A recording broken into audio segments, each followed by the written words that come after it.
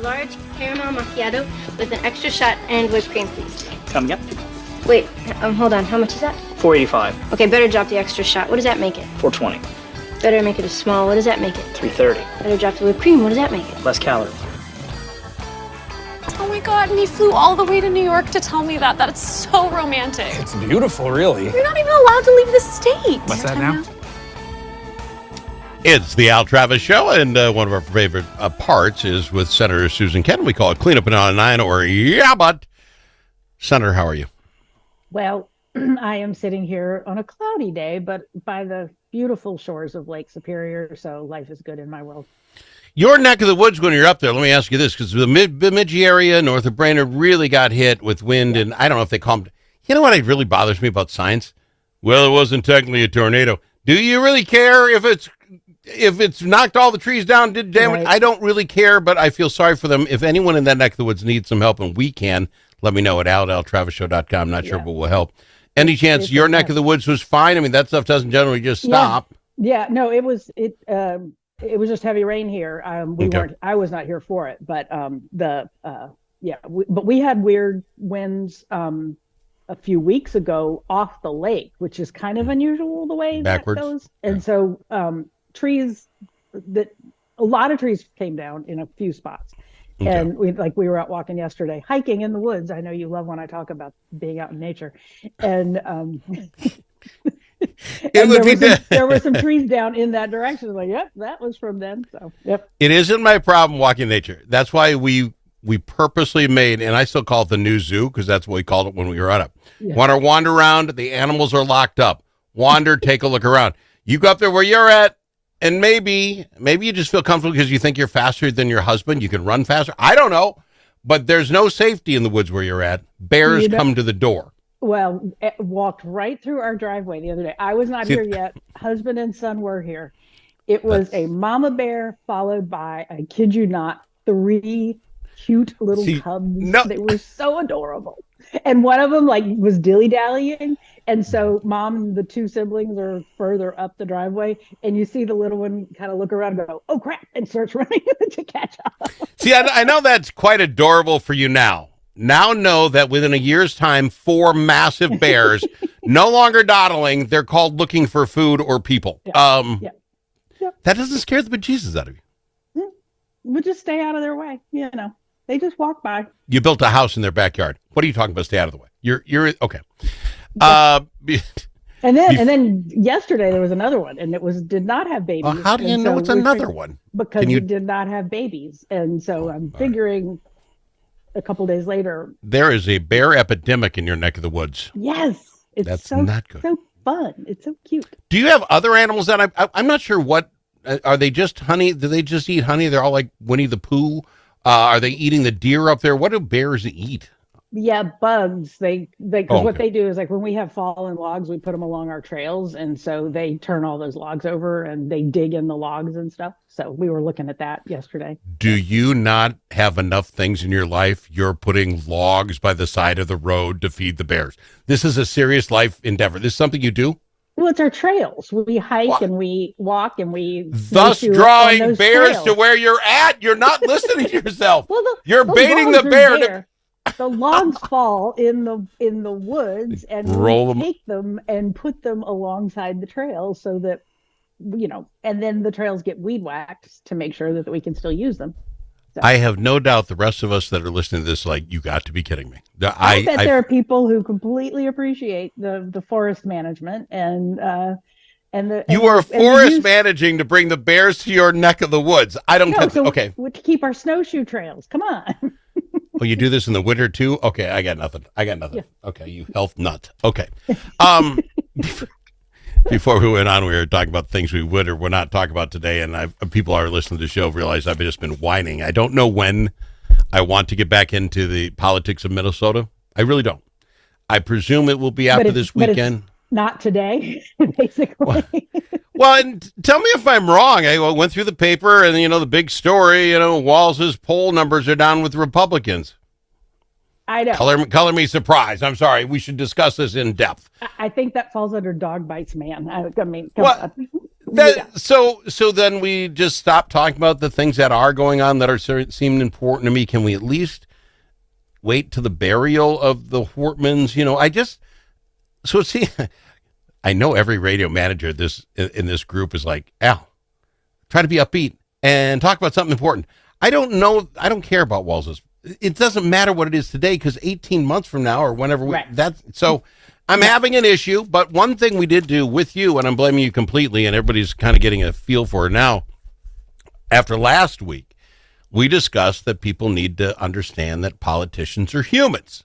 Yes. That and some of us like bears. Exactly. Yes. Well, you're a bit of a freak. Yeah. I mean that in the best way possible. But a human freak. Yeah, exactly. She may be naive when it comes to being a pilgrim, but she's out there giving her best.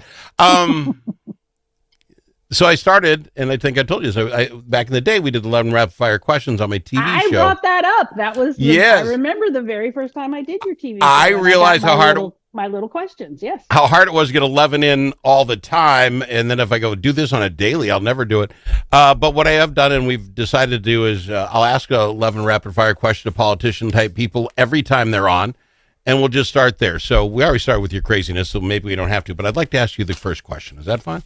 Absolutely. 11 rapid-fire questions from 2017. You might have had this one already. We'll see. One place you always wanted to see, and why? Oh, are you a traveler? I'm not getting into the question you except for. Are you a traveler? I know you go to Louisiana, but yeah, are you a foreigner travel? I like to travel. I have not done a lot of foreign travel. I don't love flying, particularly for long periods of time. But I am really dying to spend time in England. I have not been there. And is it the castle part? You want to be in the big cities? What part would you like to see over there? It's all of that. It's certainly the history and the architecture. And I am an Episcopalian, which makes me an offshoot of the Church of England. This might explain a lot of it. No, it doesn't explain anything with the Bears. Okay. I know a lot of Episcopalians that aren't scared of bears. All right. And then I'm also a big Jane Austen fan, and I would love to go see her stuff, and then just the countryside, and Scotland, and So what's the distance? My wife wants to go to Hawaii. First off, there's two things with Hawaii. I don't know which one's a good island, and I don't want to go that far and get the wrong island. Like, if you went to that one, you should have went to Bob's Island. And I don't want to, that bothers me enough. But that's like 13 hours in a tube, and I will say with the advent of good screens and movies and being able to download an entire TV series that you can binge, I might be a little better than I used to be.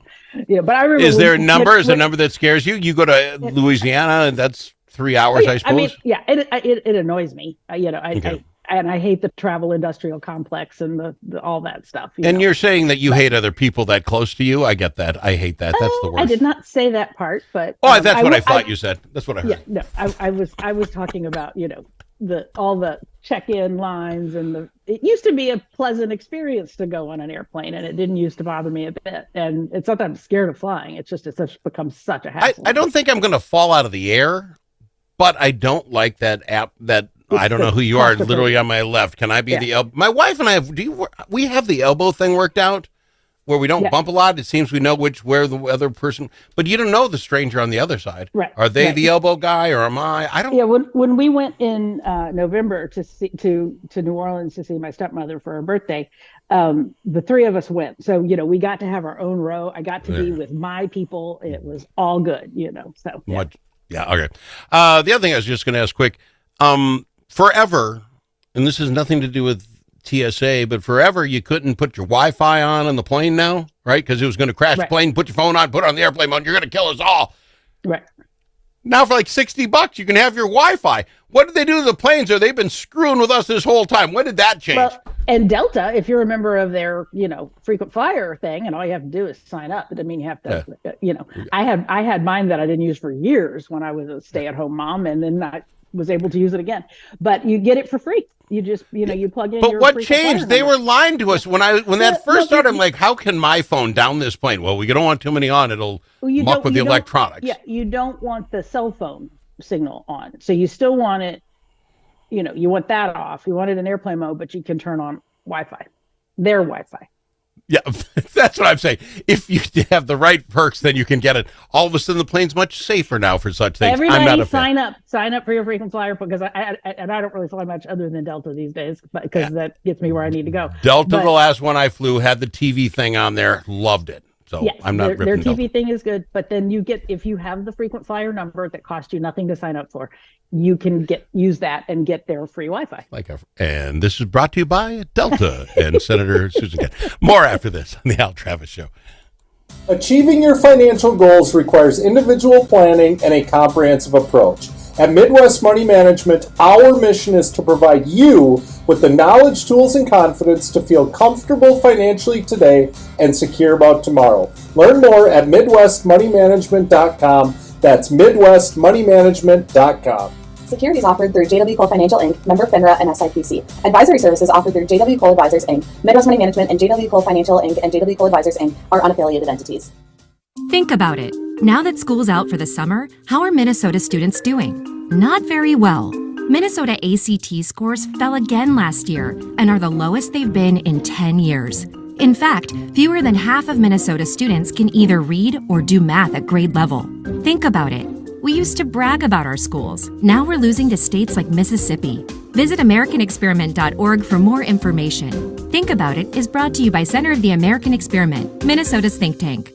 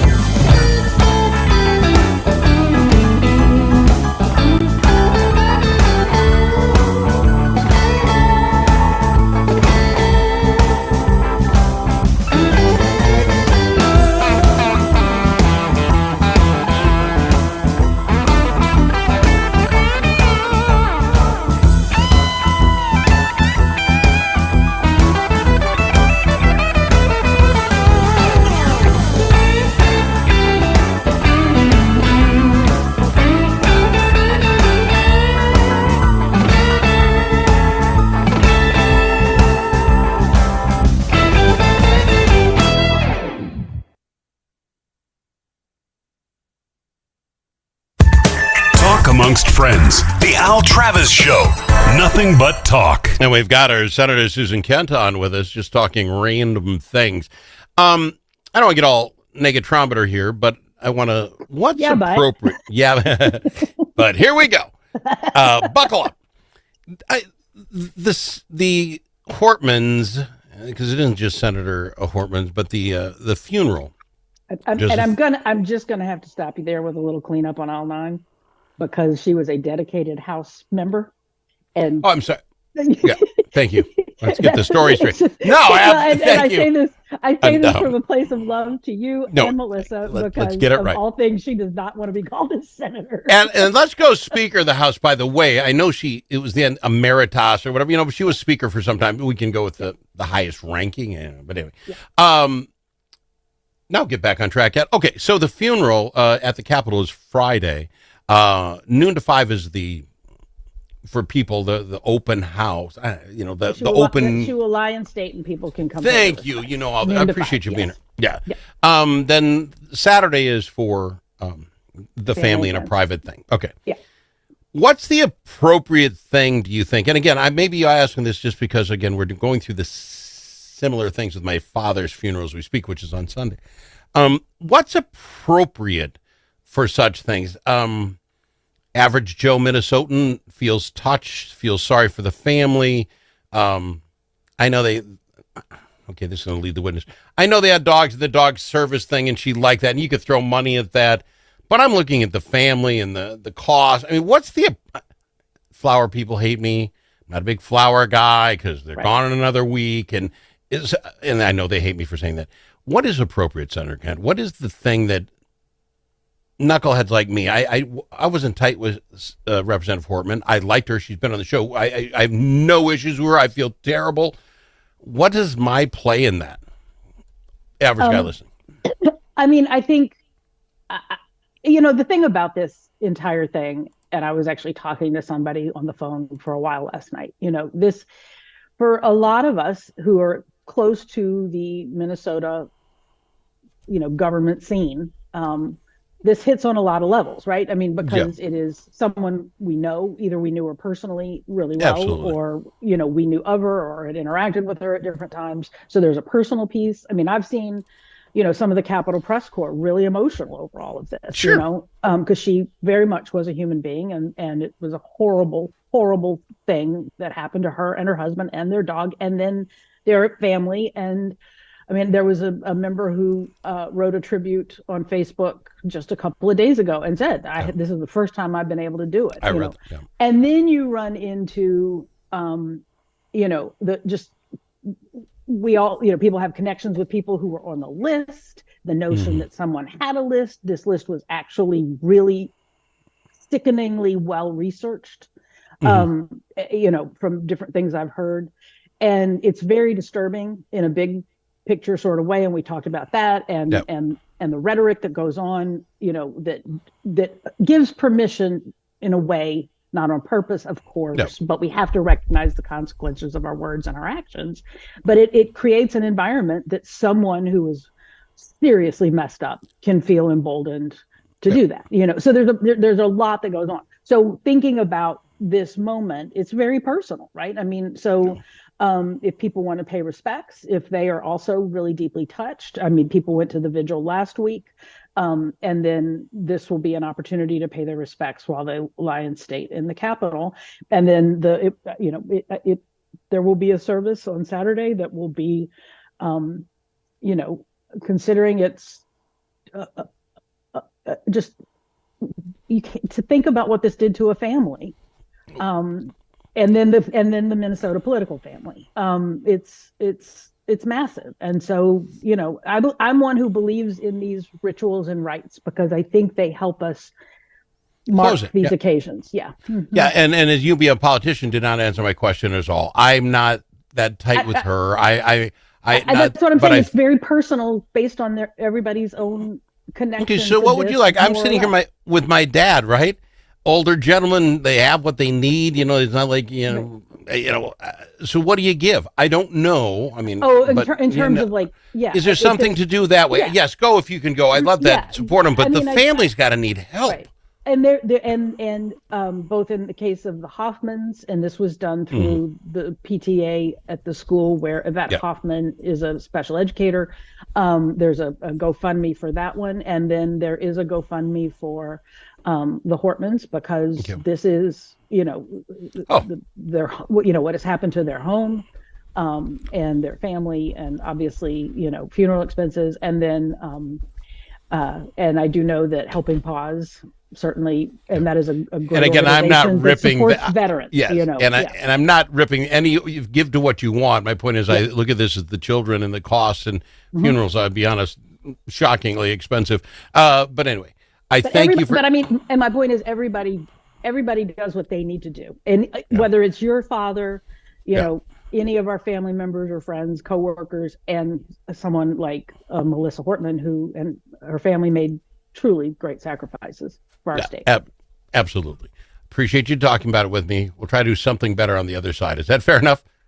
I'm here for you, Al. I know, and I get that feeling, and I think most people, when they listen, go, why does she hang with him? I don't get it. She's so much nicer than he is.